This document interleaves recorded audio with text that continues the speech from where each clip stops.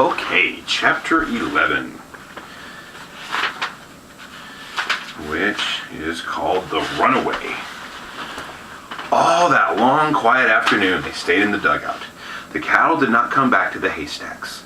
Slowly, the sun went down the western sky. Soon it would be time to meet the cattle at the big gray rock, and Laura and Mary wished that Pa and Ma would come home.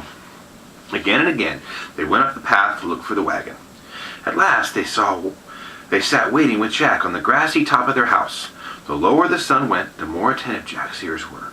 Often he and Laura stood up to look at the edge of the sky where the wagon had gone, though they could see it just as well as when they were sitting down. Finally, Jack turned one ear that way and the other, and he looked up, and Laura and a wag went from his neck to his stubbly tail. The wagon was coming. They all stood and watched till it came out of the prairie. When Laura saw the oxen and Ma and Carrie on the wagon seat, she jumped up and down, swinging her bonnet and shouting, "They're coming! They're coming!" "They're coming awful fast," Mary said. Laura was still.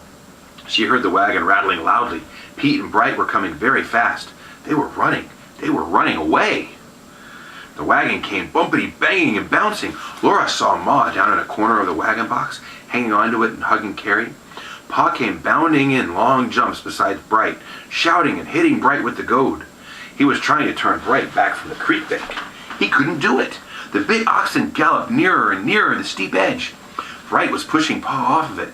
They were all going over. The wagon, Ma, and Carrie were going to fall down the bank all the way down to the creek. Pa shouted a terrible shout. He swung Bright's head with all his might, and Bright swerved. Laura ran screaming. Jack jumped at Bright's nose. Then the wagon, Ma, and Carrie flashed by. Bright crashed against the stable, and suddenly everything was still. Here's a picture of them. The girls are by the house, and Pa is chasing the wagon, and Carrie and Ma are in the wagon there. Whew.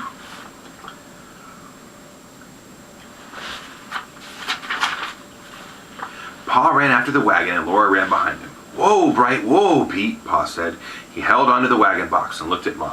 "We're all right, Charles," Ma said. Her face was gray, and she was shaking all over. Pete was trying to go through the doorway into the stable, but he was yoked to Bright, and Bright was headed against the stable wall.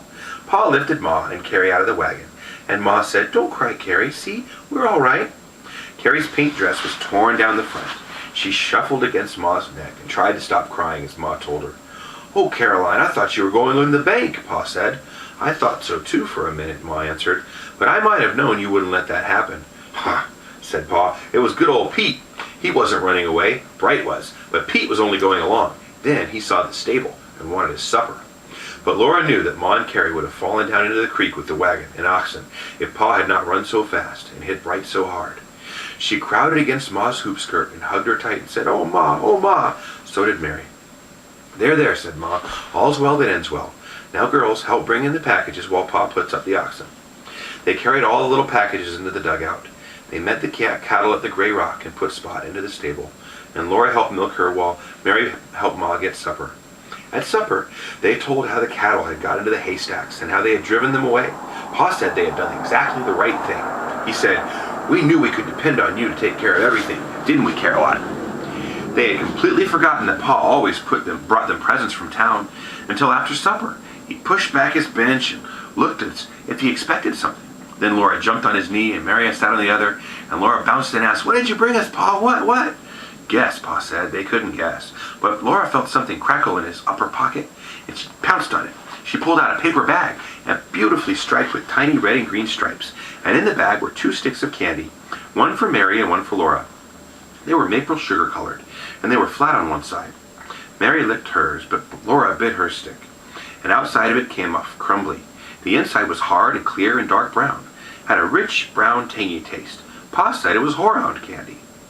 After the dishes were gone, Laura and Mary each took her stick of candy, and they sat on Pa's knee, outside the door in the cool dusk. Ma sat just inside the dugout, humming to Carrie in her arms. The creek was talking to itself under the yellow windows. One by one, the great stars swung low and seemed to quiver and flicker in the little wind. Laura was snug in Pa's arm, his beard softly tickling her cheek, and the delicious candy taste melting on her tongue. After a while, she said, "Pa, what little half-pint?" Pa's voice asked against her hair. "I think I like wolves better than cattle," she said. Cattle are more useful, Laura, said Pa. Then she thought about it a while, and she said, anyway, I like wolves better. She was not contradicting. She was only saying what she thought. Well, Laura, we're going to have a good team of horses before long, Pa said. She knew when that would be. It would be when they had a wheat crop. Well, that's the end of that. Well, James, John, how would you like to be left alone all day and have to go herd cattle? That would be pretty interesting, wouldn't it? Maybe not ready for that yet. But these kids, they had a different life, didn't they? I love you boys very much. Sleep well. Good night.